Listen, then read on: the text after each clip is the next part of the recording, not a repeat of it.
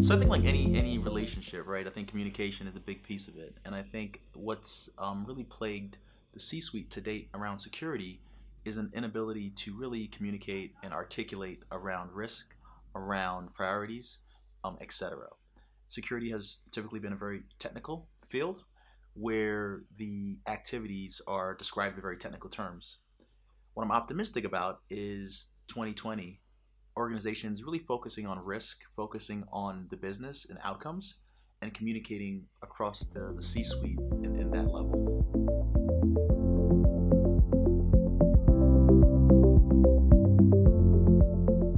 Well, I think there's more visibility. Even if the role doesn't change, there's more visibility where the board and the other C-suite members are keenly interested in security and its impact on the business. And I think what CISOs can do to really increase their influence is start really communicating the way the business communicates. So instead of talking about patch management, instead of talking about perhaps antivirus signatures, really start talking about the business and security in the same context. Talk about risk, talk about outcomes, talk about objectives, and technologies around security validation, which is a category that FireEye Verodin leads, helps organizations really translate the technical component into the business side of things.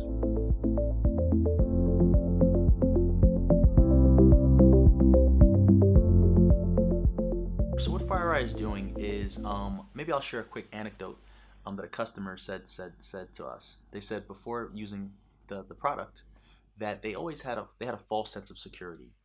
There are things that they thought they knew were true, things that they thought were false, and turns out once they actually had the data that they gained a true sense of security where they actually knew the facts and can therefore spend their energy and resources in the correct places.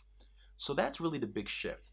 Organizations today are making assumptions based on third-party articles, data sheets, based on qualitative assessments, and they've really lacked an ability to proactively and comprehensively assess whether things are working or not.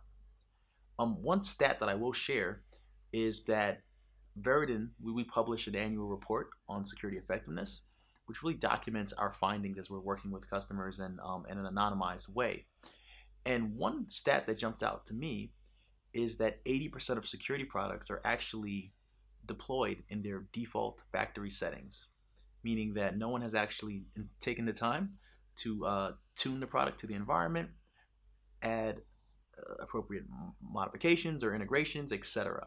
So that's a pretty scary fact. And I think without having that validation capability, it's hard for organizations to know if they're actually getting the value that they're paying for. Yes, I think a number of forces will demand this, and we're already seeing it with a number of customers. So the first side is, I would say, threat-based. As we see just the variety of attackers that are operating, where we see the types of attacks becoming more prevalent, we're seeing a lot of interest from the C-suite to know, are we safe? Are we secure? Could this particular attack have happened to us? So that pressure is happening.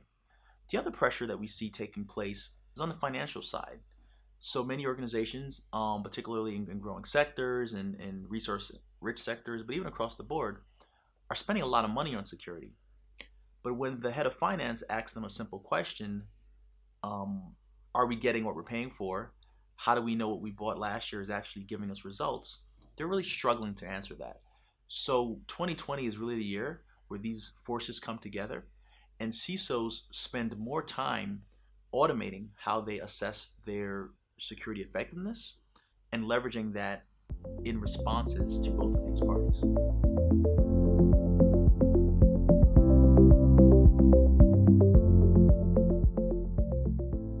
In my view, there's a combination of organizations spending increased money to fill particular gaps from a threat perspective, but also there's the shifting platforms where organizations maybe were previously securing the data center, and now they're spending more energy and time securing the cloud, securing IoT environments, OT environments, etc.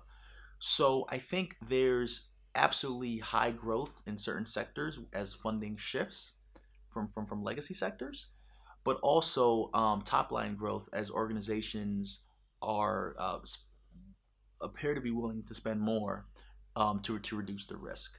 But the con is without having a sense of where your weaknesses are, where your overlaps are, and where your strengths are, organizations run the risk of putting good money after bad, perhaps, and spending money in places that really aren't the highest priority based on their actual effectiveness scores.